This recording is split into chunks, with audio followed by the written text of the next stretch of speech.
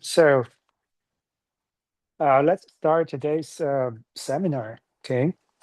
Um, I guess it's getting closer and closer to Christmas, right? Maybe you guys will not be here. So I'm thinking I will have one more seminar before Christmas, which is next week. Okay. And then we will see each other again after the holidays. Okay, so today this is going to be the second talk for the general topic of sampling. Last time we already paved the foundation. Um, we talked about two very simple and rudimentary sampling schemes. The first one is sample without replacement, so that's WOR. The other one is sample with replacement, WR. Okay. So the first part of today's lecture is to supplement what we have already talked about last time. Okay. If you still remember last time, we started with without replacement, and we focused on algorithms that seem to be slow. All right. In particular, we talked about random permutation, and then we eventually arrived at the reservoir algorithm. Right. So these algorithms appear to be, very slow, um, especially when you compare to, some simpler algorithms that we can use to perform WOR on a static array. But now you should know better, right? There are reasons for those algorithms, right? In particular, for example, the reservoir algorithm um, has this very nice property that it does not really need to see all the elements in the array in advance. And also, it only needs to see those elements once as they stream in, right? There are reasons for those algorithms. And then we talked about WR to WOR conversion. Okay, so basically saying if you can have an algorithm for obtaining a WR sample, and then you can convert the WR sample into WOR into a WOR sample with the same size. Okay, so that's something quite nice. Basically saying, well, even if you want to do WOR, you can still, just focus on WR, which is nice because WR oftentimes is easier to achieve because it does not really care about the correlations among different sample elements, right? Um, well, there was a bit of discussion whether WR to WOR, this conversion, is the best thing you can do if you want to do WOR sampling on a static array. Okay, so let me repeat. So last time I motivated WR to WOR, actually in retrospect, not very well, because I was saying, if you do WOR using the reservoir algorithm, it appears that you will require n, random number generations, right? On the other hand, I said if you use WR, then you could achieve k random number generations, where k is the sample size, right? So that was how I motivated this WR to WOR conversion, okay? And then at the end of the last seminar, we had some interesting observations. There could be simpler methods for deriving WOR samples with a size k, and still all you have to do is just k random number generation. Okay.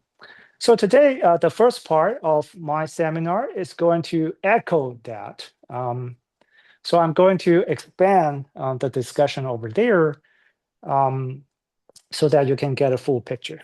Okay. Well, so once again, I'm going to use S to denote the input set. All right, so that's the ground set, right? So we're gonna assume that this set is stored in an array. Okay, so this input has size n, and so does the array. Okay, also size n. So what we want to do is we want to have, you know, a subset. This is a subset. This is actually a K subset of S. Okay, K subset of S, right? So you still remember what that is, right? So this is a subset of S having exactly K elements, all right? So we want to have a random K subset. So what that means is, you know, you have n elements in total, and think about it, you have n choose K, K subsets in total, and each one of them should be returned with the same probability, right? So this is WOR sampling, okay? So now we have two ways to do this. Okay, the first one is the reservoir algorithm, and the second method is to apply this WR to WOR conversion. Okay, by the way, this WR to WOR conversion has its own purposes, and much more than just random number generations. Okay, so we're gonna see the purposes maybe in a few weeks. Okay, now back to this goal, this very specific goal of generating just K random numbers. And then we have to obtain a random R. Okay, so this is our particular goal here. How do we achieve that, right? So this is the main purpose of the first part of today's seminar. Okay. Well, before giving you the algorithm immediately, instead of giving you the algorithm immediately, I like to talk about a general strategy. All right, so this strategy is very easy to understand and very fun. Okay, and then this strategy is an open strategy in the sense that I don't really give you any specific particular implementation of it. All right, and then after we have agreed on the correctness of the strategy, and then we're going to move on to talk about how to implement it efficiently. Okay. Well, here is the strategy. Now think about the following very simple method, all right? Not really an algorithm yet, because this is leaving out some implementation details. So let's just say in the beginning, we've got an empty set, and this is the final set we eventually would like to return as a random K subset, all right? So we will do a for loop, okay? So this is a for loop from 1 to K, all right? Now, each time we're going to add an element into R, okay? So what do we do? What we do is we uniformly random. I mean, we randomly pick an element from our uniformly at random. We pick an element from our uniformly at random, okay? So I'll say this is a uniformly random element of S, okay? All right, and then you want to add this E to R. Okay, so this is quite expected, right? So think about the first element you'd like to add into the K subset. You know, that has to be random, uniformly at random. Okay, and the trouble is the second element, right? So because if you just do this for loop, and then there is a chance that the second element turns out to be the same as the first one, which is not okay for WOR sampling, which is why before ending this iteration, you do one more thing. Okay, you remove this E from S. Okay, you see what I'm saying? Okay, you remove this E from S, right? So after the first iteration, you are left with just n-1 elements from which you will randomly sample one and include it into your R, after which you remove this second element from this set S, et cetera, et cetera. You see what I'm saying? All right. So I'm not going to prove the correctness of this, but you can, again, resort to symmetry. All right. So the proof is not completely trivial. I would say it's very tedious. However, the underlying ideas should not be really extremely difficult for you guys here. All right, so basically, if you think about every two case subsets, right? So convince yourself that really there's symmetry between the two, and no particular case subset is going to have a higher probability of being selected. All right, so that's the idea. All right, so I'm not going to give you the full details. So as I said, this strategy is very easy to sort of like understand and accept. All right, but the thing is, if you really, really want to say that this is generating only k random numbers, you got to be more careful, because you have to talk about how to sample from S, and also how to remove this element from S. You see what I'm saying? Okay. Clearly, we want to store the elements of S in just a single array, because arrays will allow us to do random accesses, right? Basically, that will be the only data structure that can help you with this random access thing, right? If you store this S in anything else, like a binary tree, I don't know, linked list, you have to follow pointers, and then I don't see how you can achieve constant time access to any particular element, right? But the thing is, if you have this array, the elements are given to you in an arbitrary order, right? They absolutely have no respect to how this strategy works. And so you have to ask yourself, how am I going to remove an element from the array? And still I have to keep the elements there in an array, right? All right, so that's the main issue here. Well, as long as you know what is the issue, and then you can use your creativity to solve it. All right. So there are many ways to solve it. Yes. Oh, technically swapping the public element to the Yeah. That's exactly what I have in the lecture notes, which I extended from the previous. Exactly. So that's one strategy of doing it. Okay.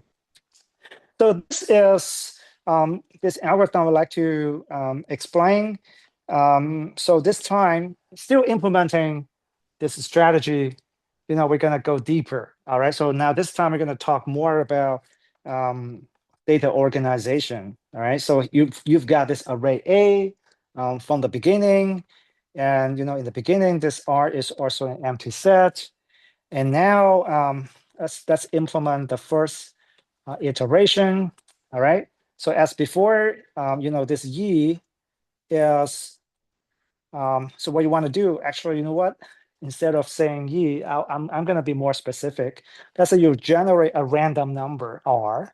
Okay, so this random number R is from, this is a random number from 1 to n minus I plus 1. Okay, so this might sound weird and complicated, but it makes a lot of sense, as you'll see. Okay, so basically, if I is 1, and then you are just doing, just getting a random number from 1 to n, right? So this AR is a random element that we can use as Y.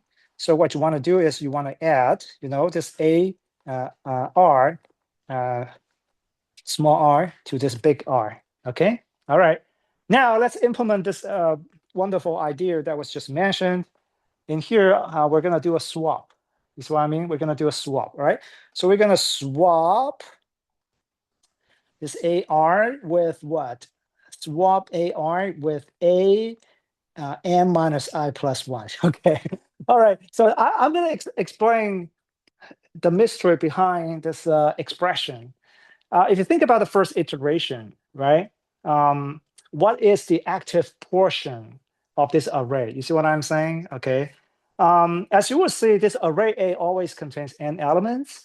However, as the iterations go on, only a prefix of the array will be actually active. You see what I'm saying? Those are the elements that constitute the remaining S, right? But the elements that have already been added to the sample set will get placed at the end of the array. All right. So at the first iteration, you see the entire array is active, but after I iterations, n minus I I elements have already been included into the sample set. So only the first n minus I are active. Okay, only the first n minus I is active, and then why is it n minus I plus 1? Yeah, because this is the ith iteration. So at the time you have I, you're doing the ith iteration, and I minus 1 elements are currently in the sample set. Okay, so that's what I should have said. All right. So now, in order to implement this, in order to enforce this invariant, so what you want to do is you want to make sure that the element that's just sampled gets moved outside the active range of the next iteration. And hence, you want to swap with the end of the active range of the current iteration. All right, so that's the idea. Okay, so it's very easy to verify that this algorithm generates k random numbers. Actually, can be easily implemented in k time, right? But as I said, this algorithm does not really replace the reservoir algorithm. Okay, so think about what advantage does this reservoir algorithm have, right? And it does not replace this WR to WOR conversion. Okay. Well, it may not be so easy to see why at this point. This is going to be clear in a few weeks, but here will be some general intuition. So the intuition here is that you are able to change the array. Okay, you have access to the underlying array. Okay, so you can have fine control on how you want to implement the strategy. Whereas this may not be always true. Okay, you got to do something else, right? And interestingly, another reason why this WR to WOR is useful is that oftentimes, if you want to get k samples, it will be a lot faster than getting just one sample. All right. So this is something you will see later on. But I can give you some complexities to make this point. For example, say no matter what k you have, let's say a method, some algorithm could always give you k samples in log n plus k time. You see what I'm saying? All right. So if you always say like, okay, I want to get k samples by running this algorithm k times, and then you end up with k times log n. You see what I mean? Whereas if you do WR to WOR, and then what you could do is, you know what, I just get k WR samples in one go, and then I do the conversion. You see what I mean? And then basically pay this log n cost only once rather than k times. All right. So as I said, it's not so easy to really understand everything. But if you think about it, this WR to WOR conversion by itself is a problem. So the problem basically says, suppose all you can do is to utilize this black box, this black box A that I defined last time, right? It says you can take any sample set of any size you want, but that's the only thing you have in terms of access to the underlying set, right? So if you think about it, this particular algorithm does not really solve that problem because this algorithm asks for more, right? So last time, I think there was also this interesting idea mentioned, I think, by you. So you were saying, okay, think about the following strategy, right? So think about like, I want to get a WOR, let's say KWOR sample elements. Now here's what I do. I take an element uniformly at random.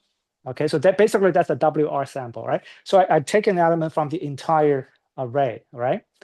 But I don't do anything. I don't do swap. All right. So the array remains the same. All right. And then I take the second element and I see if the second element is different from the first one. Okay. If they happen to be the same, and then you ignore this element and you take a different one. Right. So in general, suppose you have taken, k minus 1 sample elements. All right. So they are distinct. Okay. And then you want to take the next one, the kth one. So what you can do is you can take a random element from the entire array. Okay, no deletions are done here, right? But you check whether this element is identical to any of the k-1 elements already sampled, right? If so, and then you repeat, okay? Otherwise, you include this element into your sample set, right? So this algorithm is actually correct, okay? Why? Because this is essentially implementing this strategy, all right? So that's why, this is an open strategy without talking about implementations. It can be instantiated in different ways, all right? Why? Because think about how you actually are getting this E in this algorithm, right? So basically it says, well, if it's something that I have already seen, I forget about it, right? And therefore, when you actually insert this element into your sample set, you have a condition there. The condition is that this element is different from the k-1 elements I have already got, right? Under that condition, this is indeed a uniform sample from the remaining set of elements, right? And therefore, this is actually correct, all right? So of course, in order to analyze how many numbers you generate, how many random numbers you generate, you still have to assume k is basically lower than n by a certain constant factor. Think about it, right? If k was n-1, and then you will have to generate n times in expectation in order to get an element that's not there, right? But as long as k is lower than n by a constant factor, and then you will be fine. You'll be, just repeating a constant number of times in expectation. Okay, cool. Maybe if case, if case of this will be a problem. So,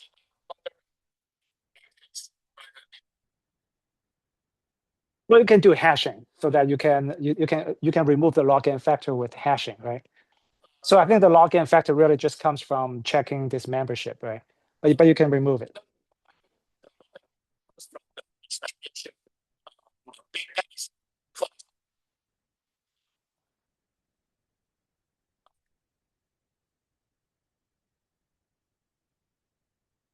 Oh, the first number is just one draw, right? Yeah.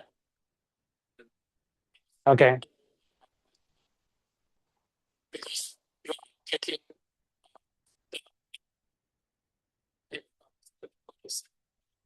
So I think you're having something like this harmonic series in mind, right? But that's we don't really need to go there. Now here is a very quick analysis, right? So let's say k is less than or equal to n/2, right? And then every draw will succeed with probability at least 50%. You see what I'm saying? Okay.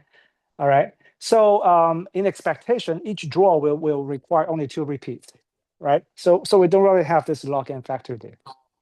So that's pretty cool, huh? All right. Okay. So that wraps up the first talk. All right. So that's basically. So if you go to the homepage, you will see the lecture notes have been expanded a little bit.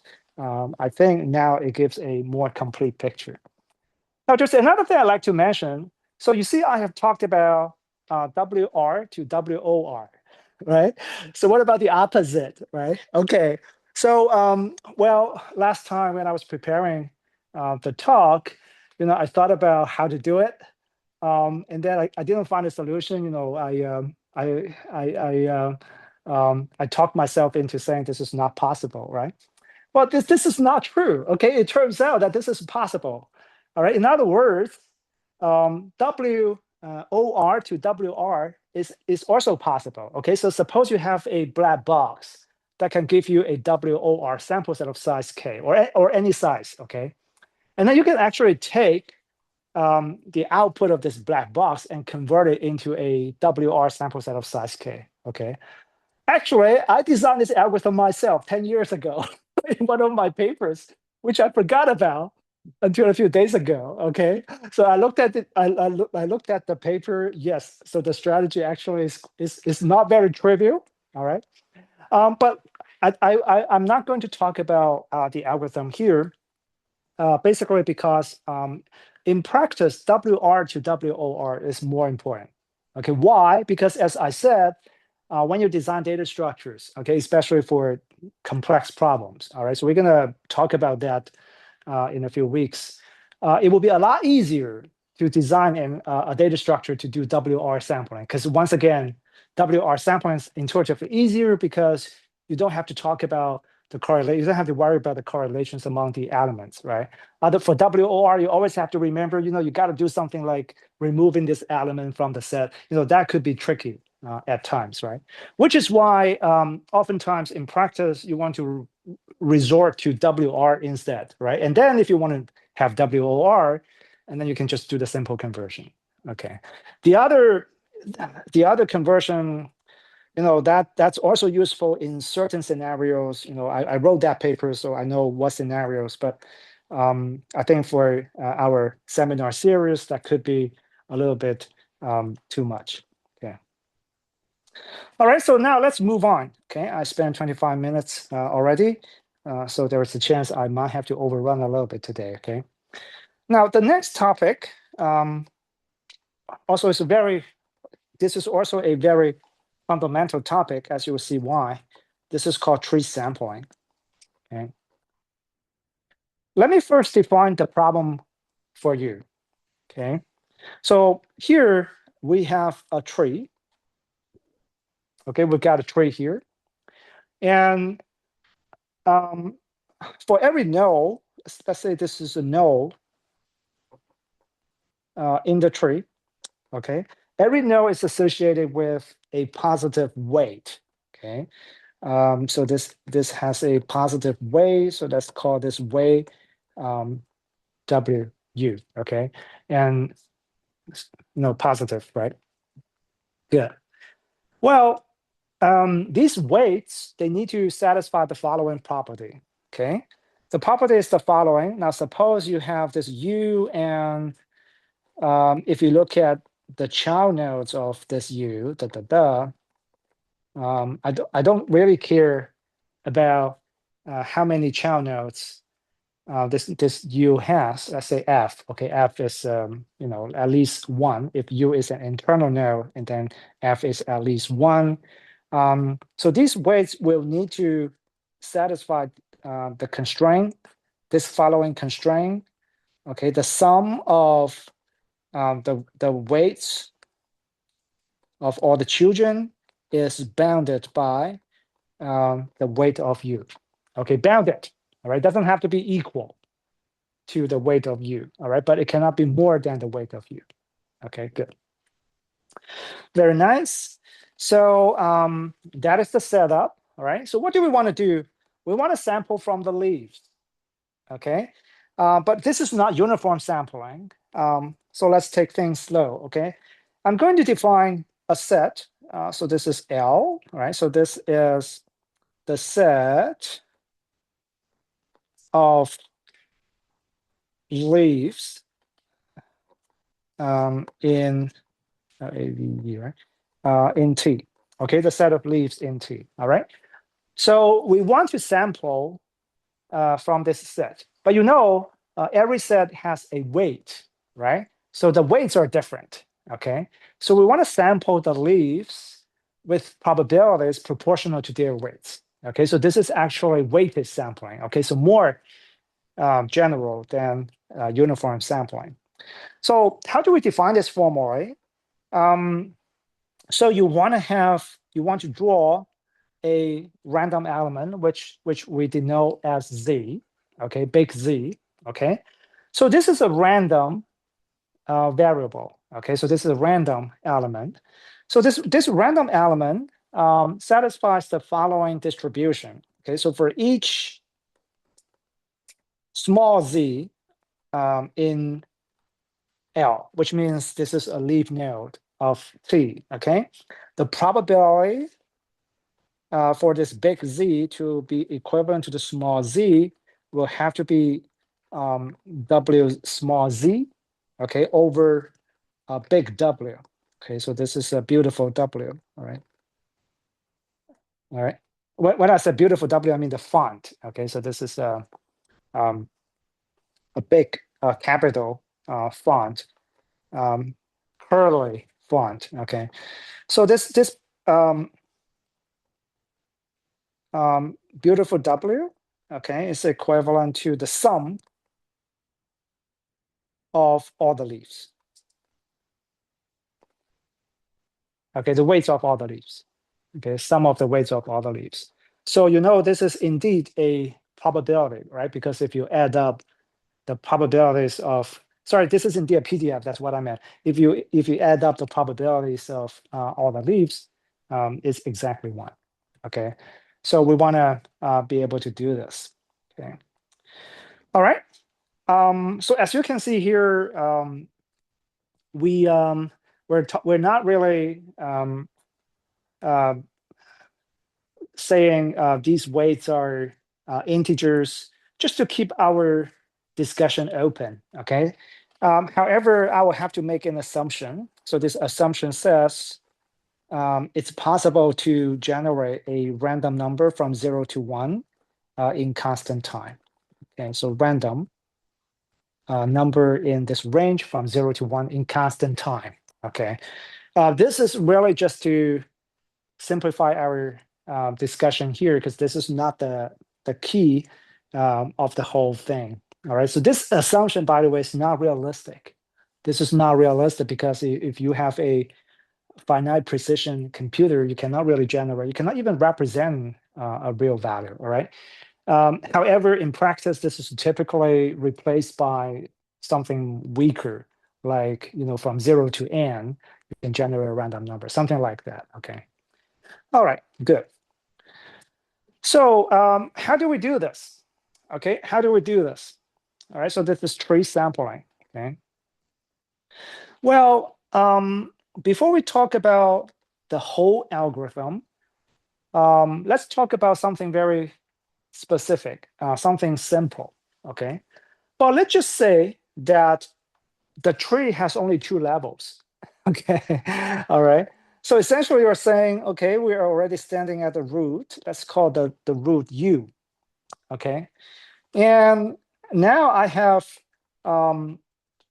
child nodes, right? V1, V2, all the way to VF. Okay, now remember the weights of the children of the child nodes, the sum, right? The sum of the weights of the child nodes is at most the weight of U, but not exactly the weight of U. Okay. All right, so now you want to sample from this distribution. What should you do, right? Okay. So this is really not a very difficult, really not a difficult question at all. Actually, if you are allowed to pre-process the tree in the next week, when we talk about this so-called alias method, you will see this can be done in constant time, okay, regardless of F. Interestingly, okay, regardless of F. This is something that you can do, once again, in constant time, all right? So today, we're not going to talk about the alias method, so we will settle for something weaker, okay? So we will be satisfied with log F time, okay, log F, okay? Well, if this is log F, and as I said, you're allowed to do pre-processing. By the way, if you're not allowed to do pre-processing, if you're just seeing these child nodes for the very first time, you don't really have any better way than just going through, everything, and that takes you F time, right? So F time will be trivial if you think about it, because I'm showing you, there's something you can do with much faster than F time. Okay. All right. Now let's see how to do log F, right? And what kind of pre-processing would you need? Now this is something very easy, but this is applied very. The idea is applied quite frequently. So what you want to do is the following. Okay, so you want to conceptually think about an interval. So this interval, let's say, goes from 0 to the weight of U. Okay, think about it as a big interval like this. All right. And then what I want you to do is to break this interval into smaller segments, disjoint segments. How many pieces, how many segments do we have? We're going to have exactly F+1 segments. Okay, so what do I do? So here, for the first segment, this is I1, right? The first segment. What is the length of the segment? Well, as you must have been able to guess, this is the weight of V1.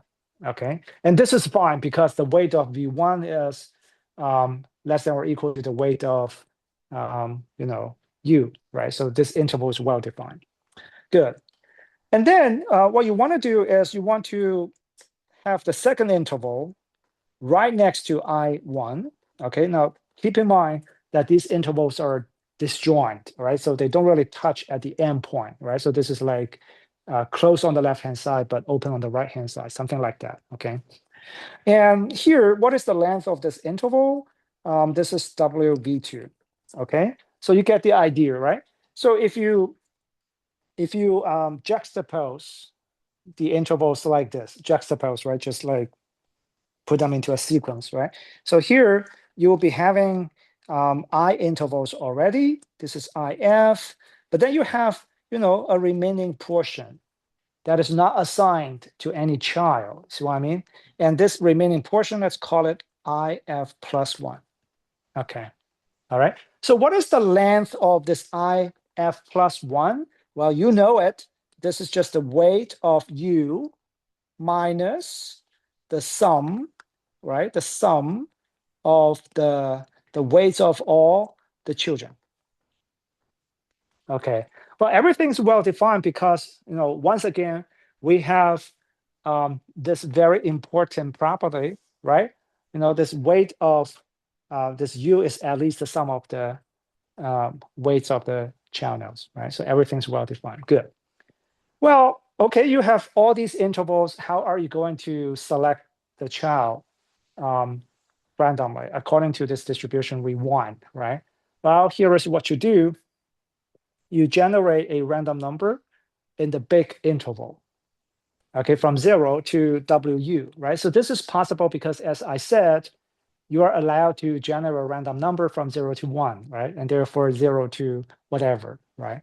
So you can do that. And then all you have to do is to check this point, right? This random point within the big interval falls into which smaller segment, right? Okay, so if it's in I1, and then you want to select the first child, right? So it's clear that provided, okay, I'm saying provided, right? Provided that this random point does not really fall into the last junk piece, right? So that is a junk piece. That's essentially a condition, right? But subject to this condition, you know that the child selected in this manner, follows exactly the distribution we want, right? Okay, good. So this is how you perform this so-called child sampling. All right, child sampling. So every time I talk about child sampling, this is what I mean. Okay. So here you have to be standing at some internal node. All right, and then you select from a child. Okay. So that's basically one step we want to do in order to perform tree sampling. Okay. All right, so if that is clear to you, let's move on. Now, in order to perform tree sampling, we're going to perform child sampling iteratively, okay, as we will see, all right? Now, before I go on, I have to point out one very important thing. So, as you can see, we have this way upper bound property, right? So let's make it star.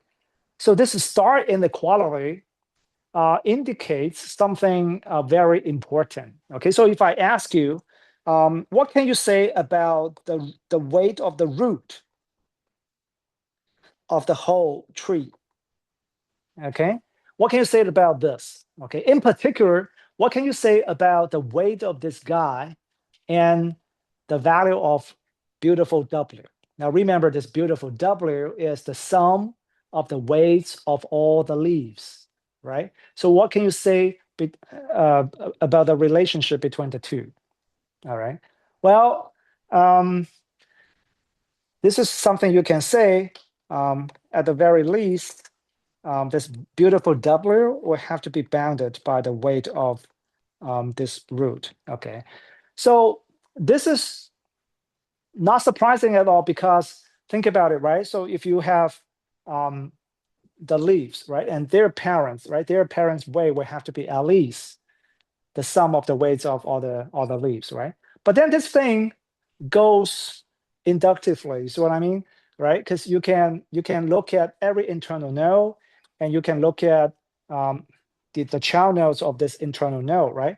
So if you know that every child node, the weight is an upper bound of all the weights of the sum of the weights of all the leaves in its subtree, right?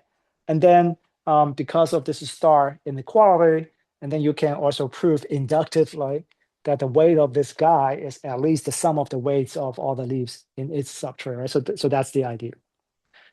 All right, so this is something that's going to become relevant later, all right? Now, how do we perform tree sampling? As I said, all you have to do is to perform child sampling inductively. Now, what do I mean by this? What do I mean by this? Now, let's see, okay? So this is tree sampling. Okay, so say you start by placing this U at the root of T. Okay, well, if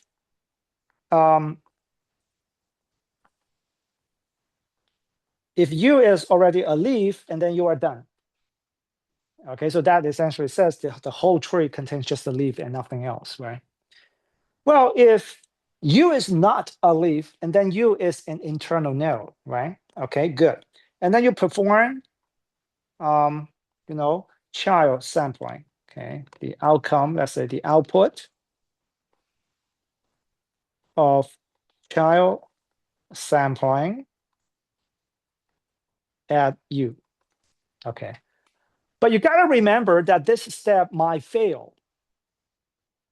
Okay, this step might fail. Why? Because WU, if you think about this interval representation, right, it has F plus 1 segment, with the last segment being the junk segment, right? So this child sampling might fail. This child sampling fails when this random number that you generate falls into the junk interval. Okay, so we have to account for this. Okay, so if this V is equivalent to junk, all right, so let's say this symbol, this I would call it the ground symbol, right? So just like in circuits, right? The grounding, the ground symbol. Anyway, so if V is junk, right? And then what do? You cannot proceed. Okay, you cannot proceed. In this case, you declare, you return. Okay, but this time you have to say failure. I don't return anything. You actually fail. You actually fail, right? In fact, you should have already seen this from child sampling, right? Child sampling is a special case where the tree has only 2 levels, right? So there's a possibility that you could get the junk interval. So in that case, you fail, right? Good. So as you can see, the algorithm does not really manage to return something every single time, right? Okay, so it could actually fail. But if it does not fail, and then you are good to go. You are good to proceed to the next level. All right. So what you're going to do is you will move down, basically. You will descend from U to V, and then you will repeat the trick, right? So eventually you will return a leaf in this manner. Okay. So this is the algorithm. Okay. Well, the algorithm is simple, right? So, but this is only 50% of everything, right? What's the other 50%? Well, that's the more interesting part, analysis. Okay. So let's analyze this algorithm. So first of all, you have to prove that the algorithm is correct. Okay. So how do we prove this is correct? Okay. So in order to do so, I'm gonna introduce a notion. So you already know that the algorithm can fail. So I'm going to define the opposite of fail. All right, success. All right. So I'm going to define success here. So success. All right. So this is basically saying when the algorithm returns something that it has succeeded. Okay, so we say that the algorithm succeeds if the algorithm returns something, returns a leaf. Okay. We don't really have to prove that the algorithm succeeds every single time because that's not possible. All we have to prove is that provided the algorithm has a success, it outputs a leaf according to the distribution we want. Okay, so therefore, the claim formula is this. Okay, so conditioned on success. Okay, so the leaf returned follows the target distribution. I hope you still remember the target distribution, right? So it says this is a weighted sampling, right? So every leaf has a weight, and we have this big, this beautiful W, right? And then we say every leaf will have to get sampled with probability, its weight over this beautiful W. Okay, we have to prove this is the case, right? Okay. However, as you can see, this is a conditional probability. Okay, conditional probability. Okay. So you can already try to think ahead. All right. So if I ask you at this point, what is the probability for the algorithm to succeed? Okay, that will be something interesting. Okay. Eventually, we will be able to answer this question together. All right, but that's actually one key aspect of the algorithm. Okay. All right, so let's prove it.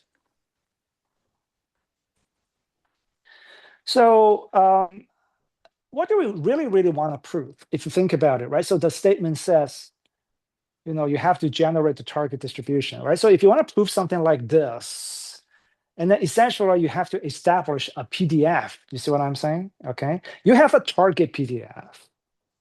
And definitely this algorithm, the output follows a PDF. So you have to prove that the algorithm's PDF is the same as the target PDF. See what I'm saying? Okay, good. And then this is a discrete PDF, right? Because the support means the input domain of this PDF, this probability space, right? So the support, this atom events, right? They are individual leaves, right? So basically, you want to calculate precisely what is the PDF value of the algorithm at every particular leaf. And then you want to compare that PDF value to the target PDF value. If they are the same, and then you can say, these two PDFs are precisely the same, right? So that is the strategy that we're going to take. Good. So now you fix an arbitrary leaf.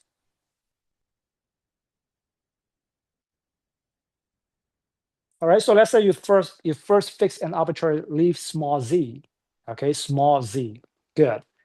And then you consider the probability that the algorithm returns this is small z, okay? So in other words, this is the probability we want to analyze, okay? The probability of outputting this is small z, okay? Z is small z, all right? It's a leaf.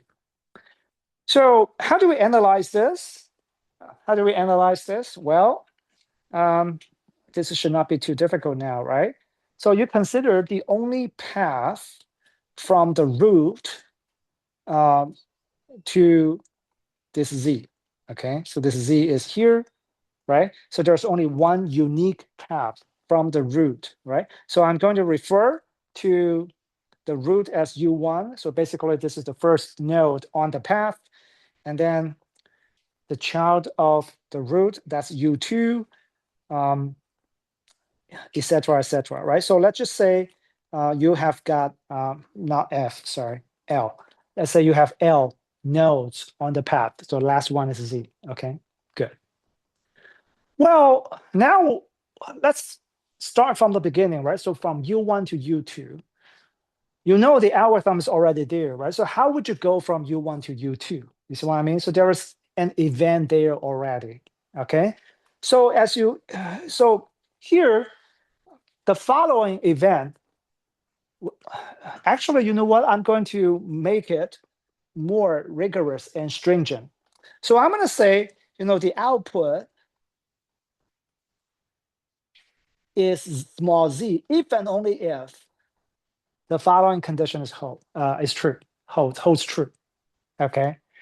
So what is this condition, right? So the following event occurs at every I. Now watch carefully. This I goes from 1 to L minus 1. Okay, basically you have L minus 1 internal nodes there. All right. All right. So I'm going to give you this event next, but look at the claim that I make, right? So this output equal to Z. So this is an event. I'm saying this event occurs if and only if, some condition, which is coming up, holds. Okay. So this condition basically says, all the following events will have to occur. All right. So it's an and of all those events. Okay. All right. So here, what is this event? So this event says at UI, right, the child sampling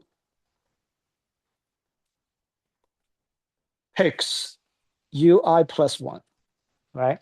UI plus 1. So in other words, if you think about it, this is saying something very concrete and very specific, right? So you want the algorithm to output Z if and only if you have to do the following L minus 1 times. Okay, so at each UI, I goes from 1 to L minus 1, right? So at UI, now remember the algorithm performed child sampling, right? So that child sampling will have to give you precisely UI plus 1. UI plus 1 is a very specific node on the path that you have already fixed, right? So that comes with the probability, right? So the probability of this particular event is what? Well, this is something you know it. This is the W UI 1. So that's the weight of the child over the weight of the parent. Okay. However, these events are independent. You see what I'm saying? You have L minus 1 events, and these events are independent. Okay, and therefore, the probability for the algorithm to output Z,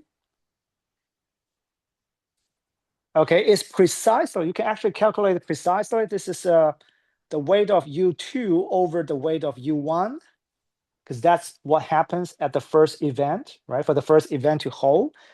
And then for the second event to hold, it will have to be weight of U3 over weight of U2. Hey, you see something promising, right? Because you see the weight of U2, the two weights get canceled, right? So likewise, if you go all the way down, you have the weight of UL over the weight of UL minus 1, right? But after all the canceling, only 2 terms are left. Okay, so this is the weight of UL, which is the weight of Z. And this is the weight of U1, which is the weight of the root. Okay, so here this is the weight of Z, and this is the weight of what? Weight of the root. All right, so let's say U root. Okay. All right. Well, we're not done yet. We're not done yet, right? Because this is not the conditional probability we're looking at. This is only saying what is the probability that you output Z, right? This is not exact. This is useful. I'm not saying this is not useful. We're on the right track, but we're not done yet, right? Because we're supposed to prove a conditional probability. All right. So it goes like, given the fact that the algorithm has succeeded, the probability that it outputs Z is precisely WZ over this beautiful W. You see what I'm saying? But you don't see that beautiful W here, right? Okay, good. So we're not done yet, right? So one more step. So earlier I asked you a question. What is the probability for the algorithm to succeed? Before it was difficult to answer, and now it's much easier to answer it. Okay. Why?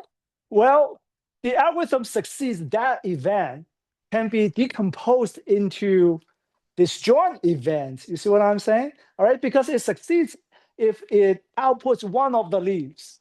You understand what I'm saying, right? And therefore, you can actually bound the probability of success, right? The algorithm succeeds, right? So this, as I said, right? So this event is decomposed, nothing more, nothing less, right? Decomposed into a collection of disjoint events. So all you have to do is to add up the probabilities of all those disjoint events, right? So this is basically saying small z in the set of leaves, right? So we just analyzed the probability for every z. So now you have got this u root, okay? All right, so now you get it. The summation is just what? Beautiful W over the weight of the root. Okay, the weight of the root. Hey, you see, I said small, big. I mean this beautiful W as most this weight of root, right? I told you this before, and now you know why I had to mention that, right? So this is indeed something less than or equal to 1. Okay, good. So now what is the conditional probability? So now you can apply the definition, right? Okay, so now you have, output z given succeed, this is just, wz over this w root, and then what? Divided by big W, and then this weight of root.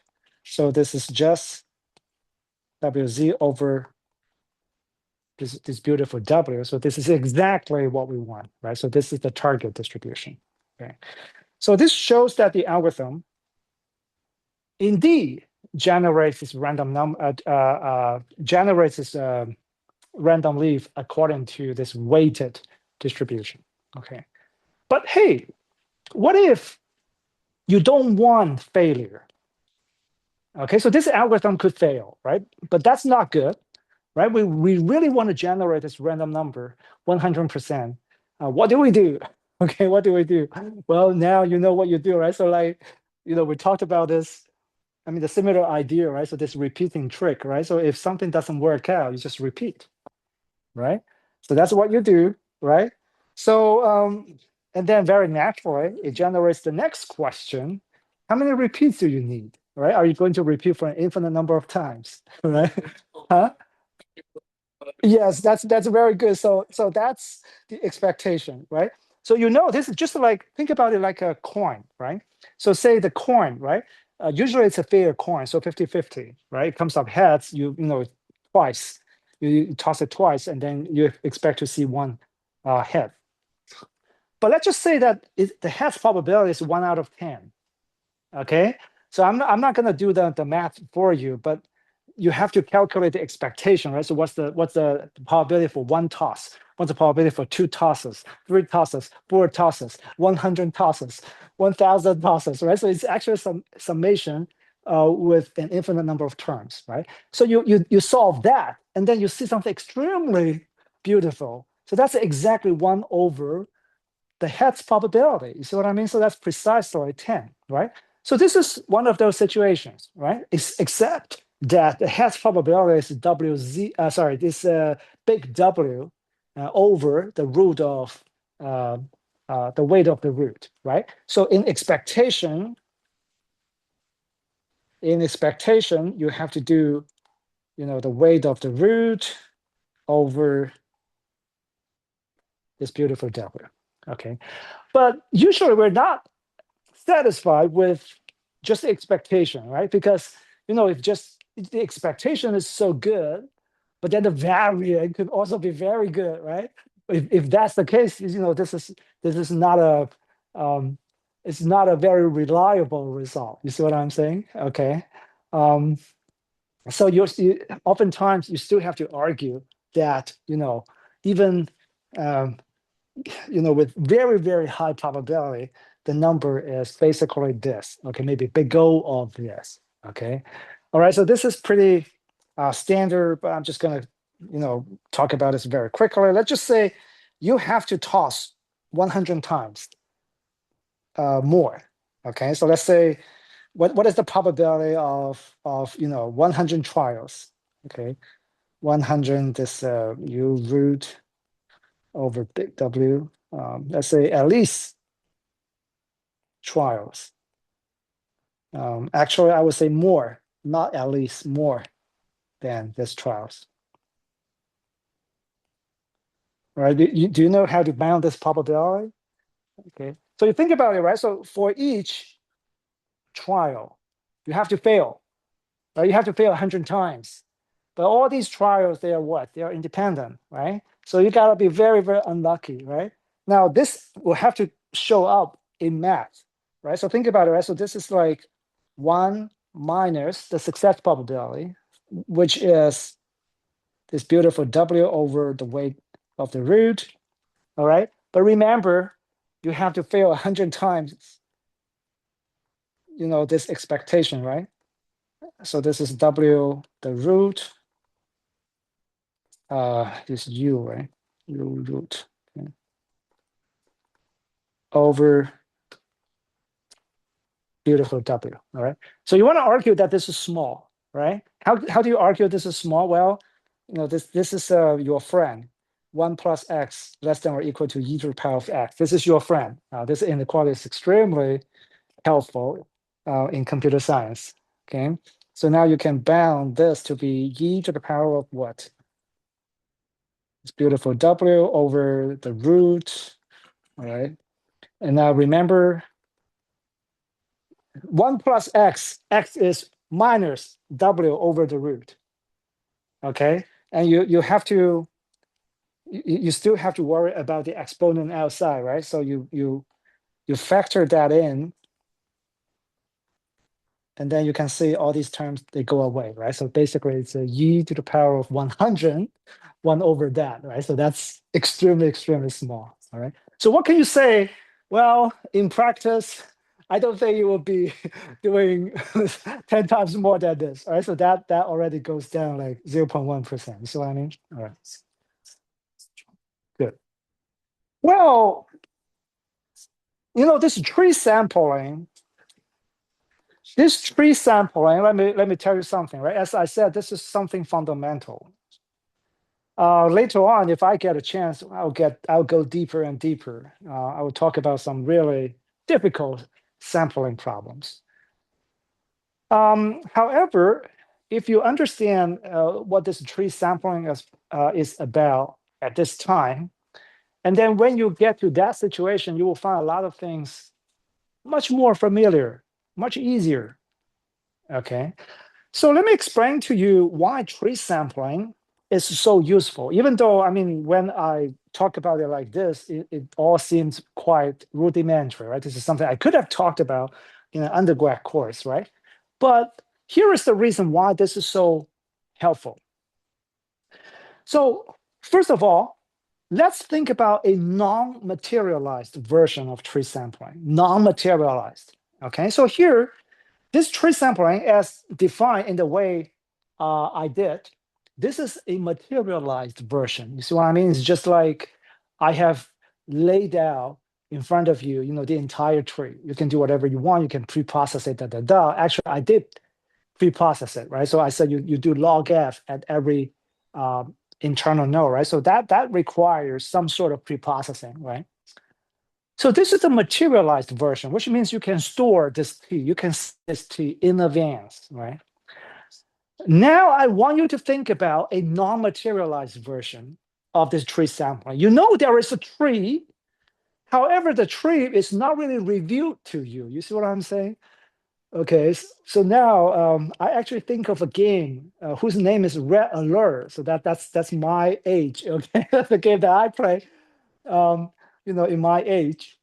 But I'm sure you got something similar you have played, but I don't know the names of those games. Maybe Warcraft. Maybe that's the last game I know. So basically, think about those games. Right? You have a map. The map is there, but it's all dark. You have to send some soldiers to explore the territory before they can get revealed to you. You see what I'm saying? All right. So anyway, think about this non-materialized version like that. Okay, you have a tree in the beginning. You have nothing but the root. And then there's some oracle that can review things for you, all right? However, with the requirement that you are already standing at the internal node, the parent. And then you can tell the oracle, okay, now that I'm here, tell me the children.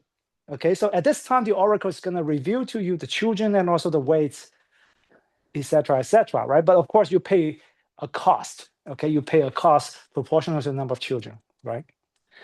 All right, so if you think about it, the strategy that we talked about, okay, does not really require the tree to be materialized in advance. You see what I'm saying? It can be applied in such a manner, sort of like an incrementally reviewed manner, right? You start from the root, and then I request the children, I perform child sampling, and then I go down to the child, and I do this iteratively until I get to a leaf. Okay, so overall, you can see that the time of the sampling algorithm depends on two things. First, it depends on how tall the tree is. Okay, if the tree is insanely tall, and then the running time, the sample time is going to be very slow, right? And also it depends on how many children you could have, right? Okay, oftentimes you will be smart enough to have a very small number of children, let's say 2. All right, so basically it will be constant time only, right? But here's the thing: why do we want to do non-materialized? Okay, why do we want non-materialized? So this non-materialization essentially says that the tree itself can be extremely big. We don't really care about how many nodes you have in the tree, as long as the height of the tree is small. You see what I mean? Wow, that's very useful. Why? Because now you think about the leaves as sort of like encoding your solution space. You see what I mean? So this changes your view of the underlying problem. Okay, before you know tree sampling, all these things would appear to you like, oh, that we have to somehow explore the whole space. But no, it turns out that all you need to do is just encode the space into the form of a tree. You see what I mean? And then you can sample from it. All right. And then it all depends on the height of the tree, which oftentimes is logarithmic. All right. All right. So that's everything I have for today. I hope to see you next week. Okay. Bye-bye.